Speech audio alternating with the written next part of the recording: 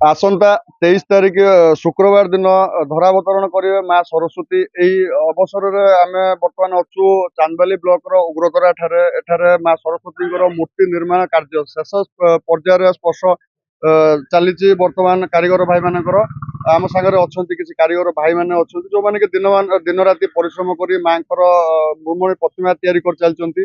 କେତେ ପରିଶ୍ରମ ଏହା ପଛରେ ଚାଲିଛି, କେତେ ସମୟ ସେମାନେ ଦଉଛନ୍ତି, କେମିତି କଣ ଚାଲିଛି ଠାକୁରଙ୍କ ନିର୍ମାଣ କାର୍ଯ୍ୟ, ତ ତାଙ୍କୁ ପଚାରି ବୁଝିବା, ତାଙ୍କ ପ୍ରତିକ୍ରିୟା ନେବା। କହିବେ ଭାଇ କି ଆପଣ କହିପାରିବେ? ମୋ ନାଁ ଦୀପକ ବେହେରା, ଆମ ଘର ଆରଜି ପାଟଣା। କହିବେ ଯୋଉ ମାଙ୍କର ମୂର୍ତ୍ତି ନିର୍ମାଣ ଚାଲିଛି କେତେ ଦିନ ଧରି ଆପଣ ନିର୍ମାଣ କାର୍ଯ୍ୟରେ ବ୍ୟସ୍ତ ଅଛନ୍ତି, କେତେ ଜଣ କାମ କରୁଛନ୍ତି? ଆମେ ତ କମ ସେ କମ 40 ଦିନ ହେଇଗଲାଣି ଆମେ ୟା ଦ୍ୱାରା କାମ ଚାଲିଛି। ଆଉ ଏବେ ଏଇ ରଙ୍ଗ ଟାଇମ ହେଲା ତ ରାତି ଦିନ ପ୍ରାୟ ଏକ ହେଇଯାଉଛି କାମ। କେତୋଟି ମୂର୍ତ୍ତି ଆପଣ ବର୍ତ୍ତମାନ ଅର୍ଡର ନେଇଛନ୍ତି, ତାକୁ ଡେଲିଭରି କରିବା ପାଇଁ କେତେ? ଆମେ 17ଟା ଭଳିଆ ମୂର୍ତ୍ତି ଆମେ ନେଇଛୁ।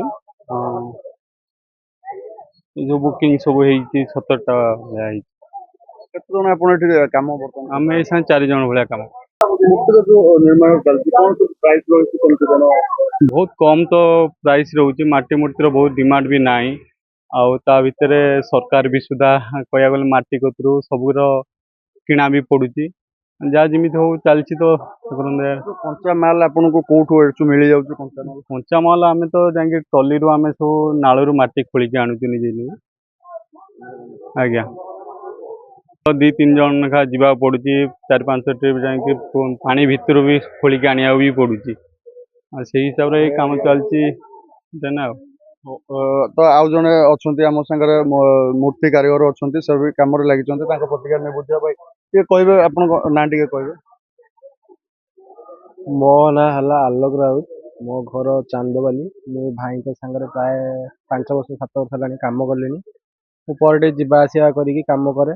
ଆଉ ଆମର ତ ମୂର୍ତ୍ତି କାମ ସବୁ ଟାଇମରେ ସବୁ ମୂର୍ତ୍ତି ତିଆରି ହୁଏ। ଗଣେଶ ପୂଜାରେ ଗଣେଶ ଠାକୁର ତିଆରି ହୁଏ, ସରସ୍ୱତୀ ପୂଜାରେ ସରସ୍ୱତୀ ଠାକୁର, ବିଶ୍ୱକର୍ମା ସମୟରେ ବିଶ୍ୱକର୍ମା ଠାକୁର ତିଆରି ହୁଏ। ଆମର ସବୁଠୁ ଏଠୁ ଲ ବଜେଟରୁ ଆରମ୍ଭ କରି ବହୁତ ପ୍ରାଇସ୍ ବି ରହୁଛି। ଲୋକ ବହୁତ ଦୂର ଦୂର ବାଟରୁ ଆସୁଛନ୍ତି, ମେଢ଼ ଦଉଛନ୍ତି, ଟାଇମଲି ଠାକୁର ବି ଆସିକି ନେଇକି ଯାଉଛନ୍ତି। ଆଜି ଆମର ଲାଷ୍ଟ କାମ ସରିଯିବ, ପ୍ରାୟ ଗୋଟେ ଦିନ ଭିତରେ ସରିଯିବ। କାଲିକି ସବୁ ମୂର୍ତ୍ତି ସବୁ ହ୍ୟାଣ୍ଡ ଓଭର ହବ ଆଉ।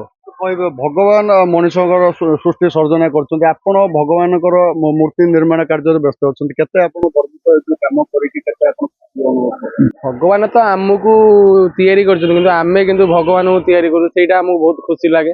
ପ୍ରାୟତଃ ସମସ୍ତେ ତ ଏ ଜିନିଷ କରିପାରିବେ ନାହିଁ, କଳାଟା ଯେତେବେଳେ ଜାଣିଛୁ ଟିକେ ଟିକେ ସେଇଟାକୁ କରିବା କଥା ଆଉ। କେତେଟି ମୂର୍ତ୍ତି ଆପଣ ଅର୍ଡର ବର୍ତ୍ତମାନ? ଆମ ପାଖରେ ପ୍ରାୟ 15-16ଟି ମୂର୍ତ୍ତି ହବ, କାମ ଚାଲିଛି, ପ୍ରାୟ କାମ ସରି ଆସିଲାଣି।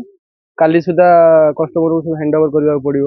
ତ ଯାହା ଆପଣ ଶୁଣୁଥିଲେ, ଯୋଉ ମୂର୍ତ୍ତି କାରିଗର ମାନେ ରହିଛନ୍ତି ମାଙ୍କ ନିର୍ମାଣ କରୁଛନ୍ତି ମୂର୍ତ୍ତି, ସେମାନେ ତାଙ୍କର ପ୍ରତିକ୍ରିୟା ଦଉଥିଲେ କେତେ କଷ୍ଟ କରିବାକୁ ପଡୁଛି ମାଙ୍କ ମୂର୍ତ୍ତି ଦିନ ରାତି ଏକ କରିକି ସେମାନେ ନିର୍ମାଣ କରୁଛନ୍ତି।